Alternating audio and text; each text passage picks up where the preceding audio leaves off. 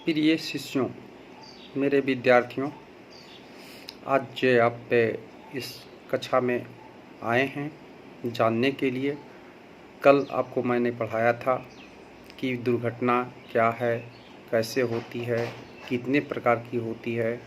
इसके पहले भी आपको मैं इस संदर्भ में वीडियो और फोटोकॉपियाँ मैंने आपके ईमेल और व्हाट्सएप पर भेज दिया हूँ।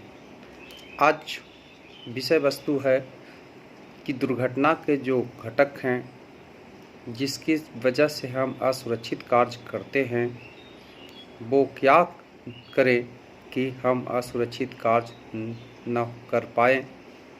यानी असुरक्षित कार्य जो दुर्घटना के लिए 98% जिम्मेवार होता है, उसको दूर करने के लिए हम कैसे क्या क्या काम करें, कैसे करें कि ये दुर्घटना न हो।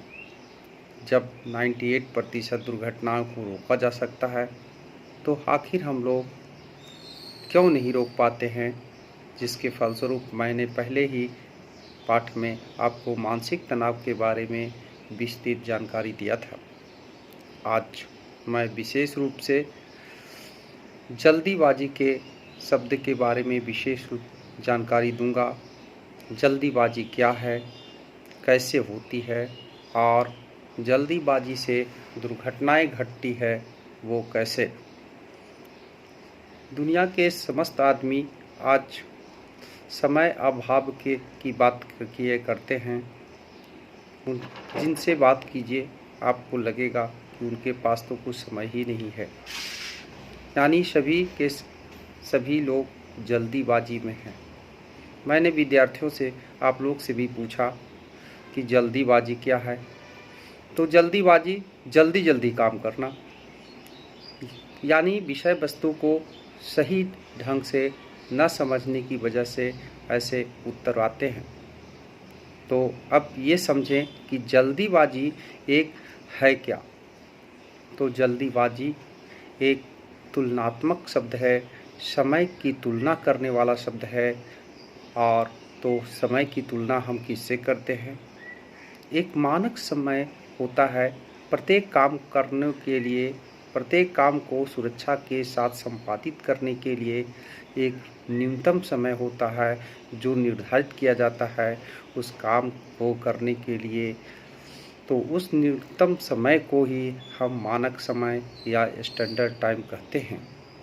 स्टैंडर्ड टाइम या मानक समय के लिए हम लोग कोशिश ये करेंगे कि इसके अंतर्गत या इस समय पर ही काम को पूरा करें।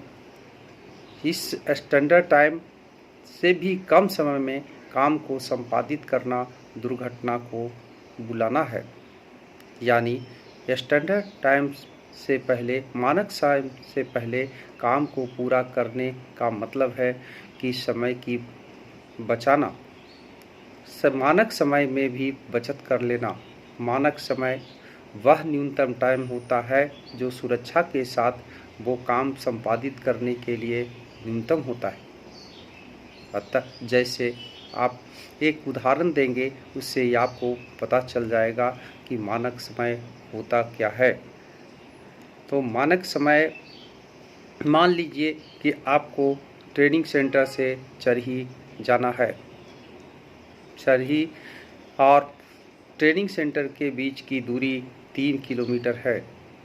आपके वाहन का गति 30 किलोमीटर प्रति घंटे निर्धारित किया गया है कि इससे ज़्यादा स्पीड में और गति में आपका वाहन न चलाएंगे, क्योंकि जो भी वाहन की गति निर्धारित की जाती है, समय निर्धारित की जाती है, वो सड़क की स्थिति को देखते हुए, उसकी अवस्था को जानते हुए, वाहन का आपका स्थिति कैसा है, भीड़ भाड़ कैसी है, वो जगहों के डिस्टर्बेंस क्या है, तो ये सारे प्रावधान को, विंडो संकेत कितने हैं, चौराहे कितने हैं, उसके यातायात के कितने ऑब्स्ट्रक्शन हैं, बाधा नियम हैं, जिसको पूरा आपको करना है, ये सारे देख करके ही समय निर्धारित किया जाता है।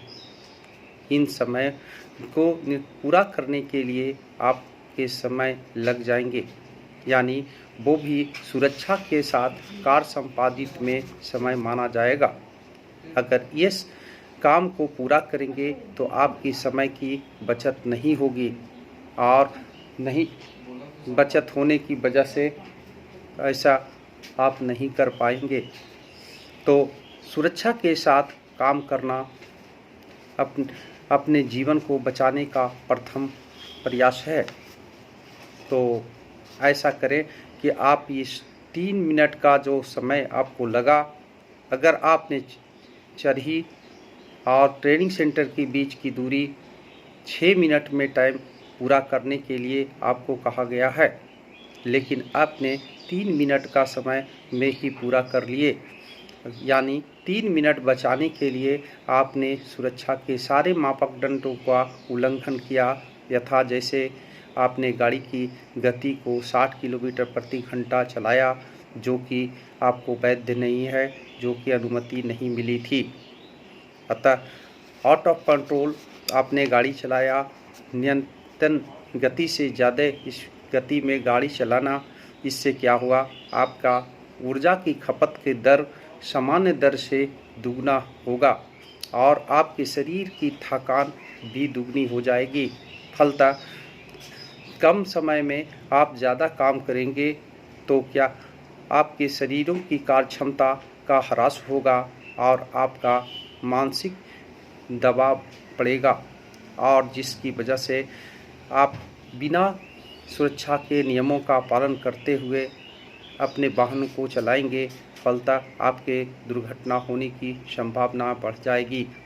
अचानक जीव जंतु, बच्चों या जानवरों के रोड पर आ जाने से आपके गति अधिक होने की वजह से आप समय पर ब्रेक नहीं मार पाएंगे और आपकी वाहन नहीं रुकेगी। फलतः आपके वाहन टकरा जाएगी या आप गिर जाएंगे। इसी प्रकार यातायात को गति को नियंत्रण करने के लिए सड़कों में ठोकरें दी जाती है। गति को अवरुद्ध करने के लिए आपको नियंत्रण गति में चलाने की अनुमति दी जाती है, जिसे आप पालन नहीं किए। फलतः क्या होगा, आपकी गाड़ी उछल जाएगी और आप गिर जाएंगे। तो ये सब जल्दीबाजी का नतीजा है।